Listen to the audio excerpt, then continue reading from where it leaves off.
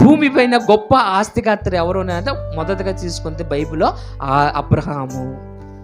ఎందుకు ఈ అబ్రహాంకి ఇంత ఆశీర్వాదం అంటే దేవుడు అతనికి తోడే ఉన్నాడు.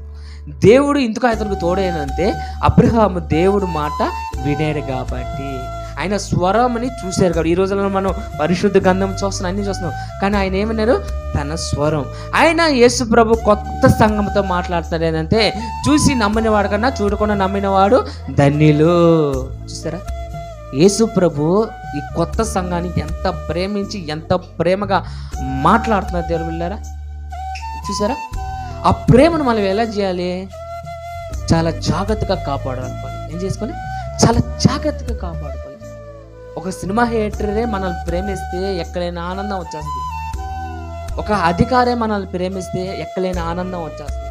కానీ నీ కోసం ప్రేమను పెట్టిన దేవుని నువ్వు ఎంతగా ప్రేమించారో ఒకసారి ఆలోచించు. నీ కోసం ప్రాణం పెట్టి, నీ కోసము పుట్టించుకొని, నీ కోసము ఉమ్ము వేయించుకొని ఇలాంటి పరిశుద్ధ దేవుని నువ్వు ఎంత ప్రేమించాలి. మన ప్రేమకి అర్హులమేనా చెప్పండి? దేవుడికి ప్రేమించే అర్హులు అంటే ఖచ్చితంగా మనం అర్హత ఉంది. ఎందుకంటే ఆయన నేను ప్రేమించినాక నువ్వు నేను చేయాలి? ప్రేమించాలి.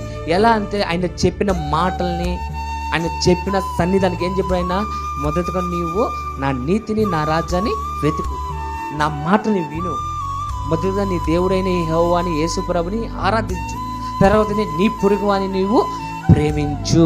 అప్పుడు నీకేం కలుగుతుంది? ప్రేమ, సమాధానం, ఆరోగ్యం, నెమ్మది ఎన్ని నా దేవుడు హస్తము నీకు కలుగును గాక.